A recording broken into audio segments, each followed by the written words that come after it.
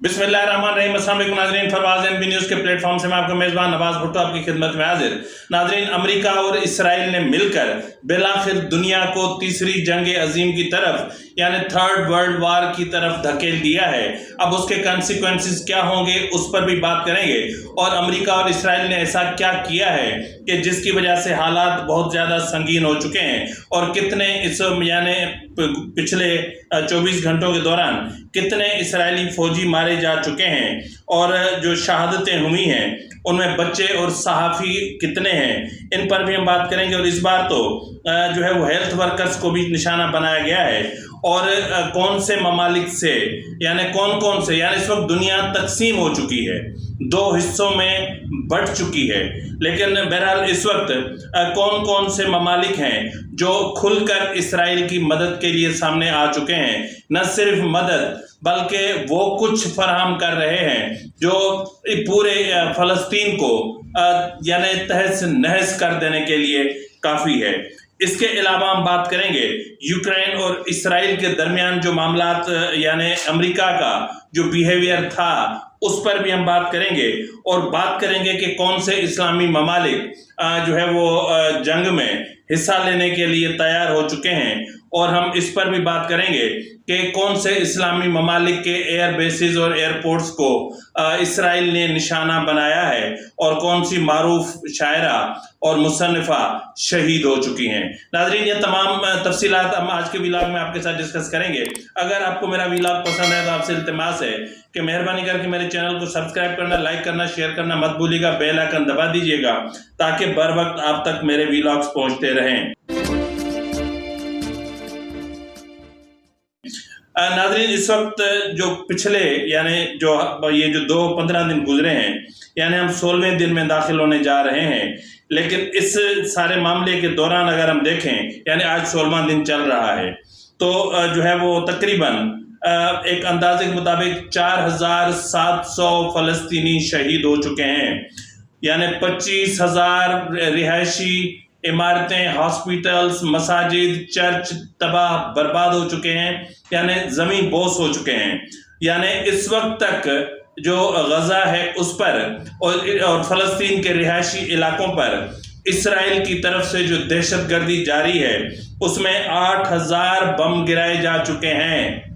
8,000 बम और missile, air strikes और missile जो दागे गए हैं उनकी तादाद 8,000 बनती है। ये वो तादाद है जो इन्होंने अफ़गानिस्तान पर भी इतनी तादाद में जो है गोलाबारी नहीं की थी, या मिसाइल नहीं दागे थे, या बम नहीं फाड़े थे, लेकिन जो है वो फ़लस्तीन के साथ ये सब कुछ जारी है।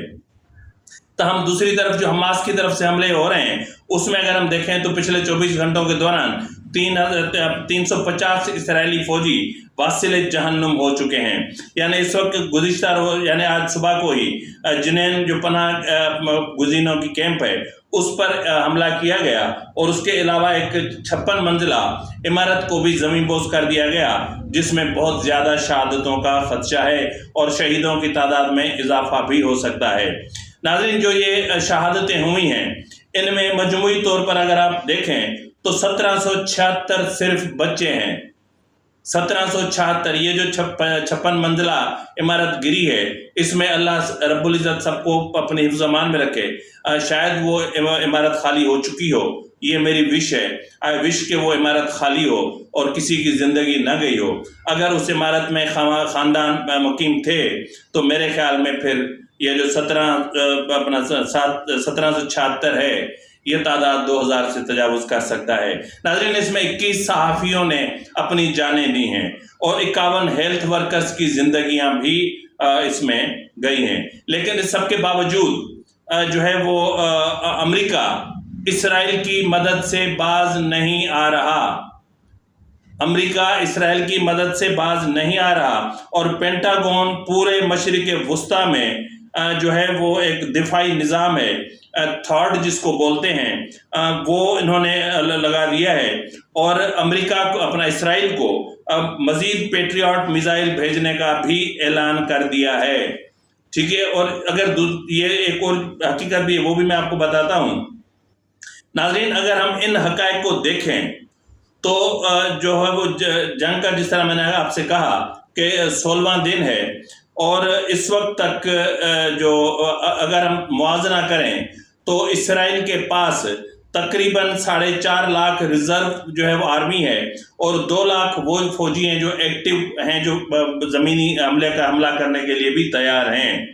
اسی طرح اگر آپ دیکھیں تو اسی صورتحال کو دیکھتے ہوئے اسرائیل غزہ پر زمینی حملہ کرنے کا فیصلہ کر چکا ہے، اور یوں سمجھ لیں کہ 2 لاکھ سے زائد جو ہے وہ جو فوجی ہیں ان کو بالکل سرحد کے پاس پہنچا دیا ہے۔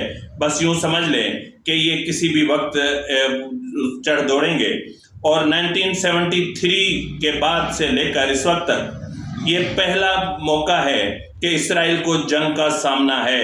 اب اس معاملے پر اگر ہم بات کریں تو پھر جو القسام بریگیڈ ہے، انہوں نے بھی اسرائیل پر میزائل داغے ہیں، راکٹ داغے ہیں، اور اس حوالے سے ابو عبیدہ جو حماس کے رہنما ہیں، انہوں نے زمینی حملے کی دھمکی پر اسرائیل کو جواب دیا ہے کہ آئیں ہم آپ کے منتظر ہیں، آپ زمین سے آئیں، آپ فضا سے آئیں، آپ سمندر سے آئیں، اب جہاں سے بھی آئیں گے ہمیں نہ کمزور پائیں گے، نہ لاغر پائیں گے، نہ بے خبر پائیں گے، ہم آپ کا سامنا کرنے کے لیے تیار ہیں۔ یوں سمجھ لیں کہ ایک چینٹی ہاتھی کو بول رہی ہے کہ آؤ میں تمہیں گراؤں گی۔ ناظرین، اب وقت آ چکا ہے اسرائیل کے فنا ہونے کا، اور جس طرح میں نے کہا کہ امریکہ نے پوری دنیا کو 2 حصوں میں تقسیم کر دیا ہے، اور یہی وجہ ہے کہ سابق امریکی صدر ڈونلڈ ٹرمپ نے مخالفت ہے یا پھر جو بھی ہے اس کے باوجود انہوں نے کہا کہ جو امریکی صدر جو بائیڈن کی نااہلی کی وجہ سے امریکہ کو خطرہ لاحق ہو گیا ہے، ٹھیک ہے۔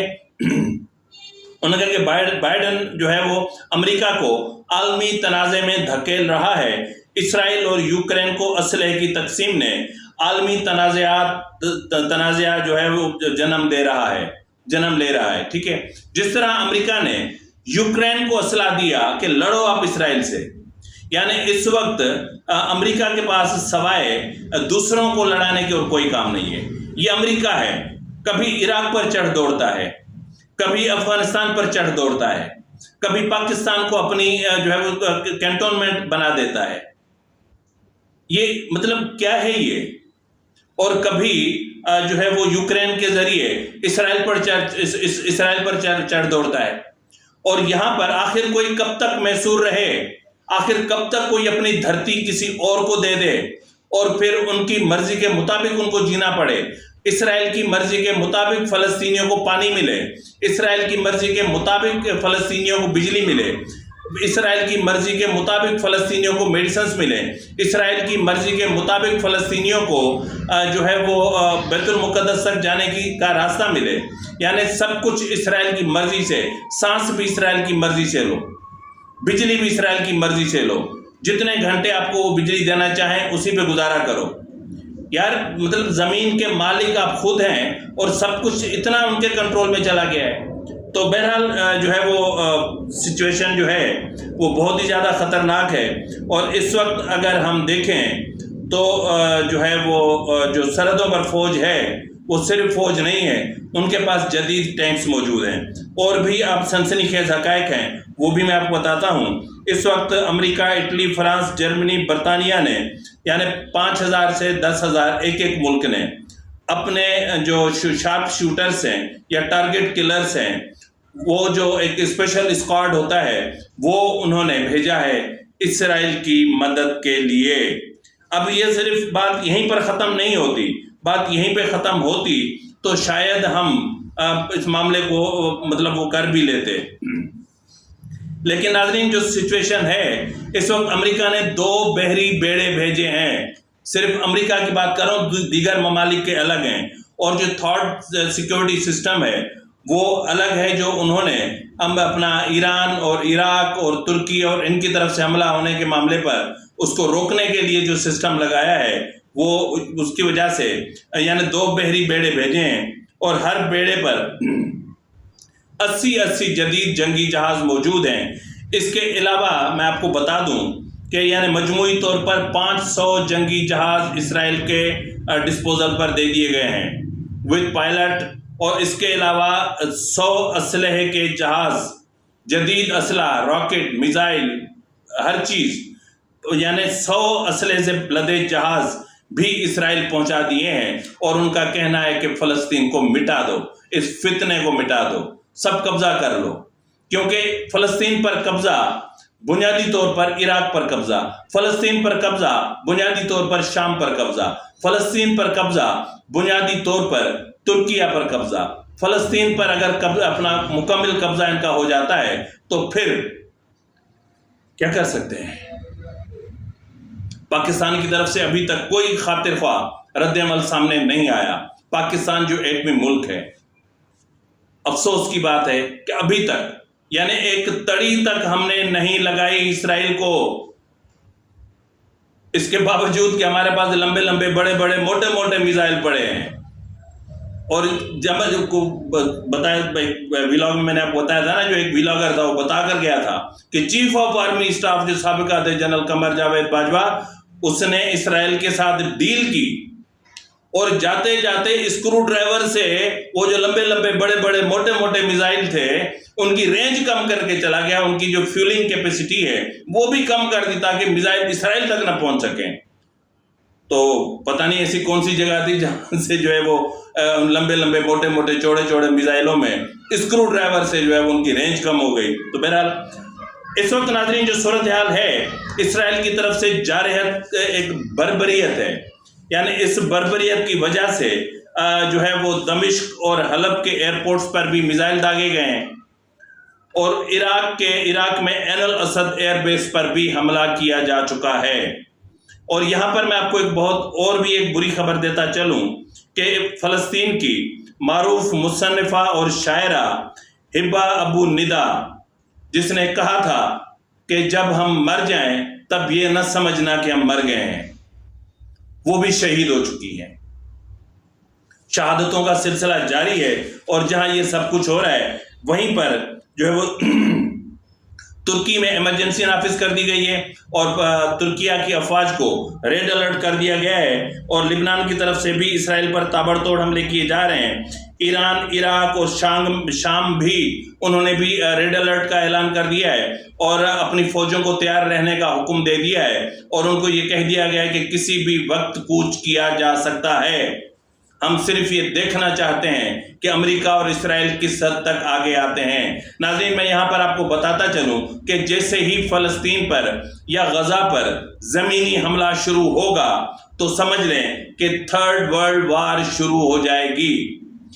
یہ جو پینٹاگون میں جو ایک ان کے جو نیول چیف ہیں، جو انہوں نے پریس کانفرنس کی ہے یا میڈیا کے ساتھ جو بات چیت کی ہے، اس میں انہوں نے یہ کہا ہے کہ جی ہم کریں گے۔ مطلب آپ کیا کوئی سب کے مالک ہو؟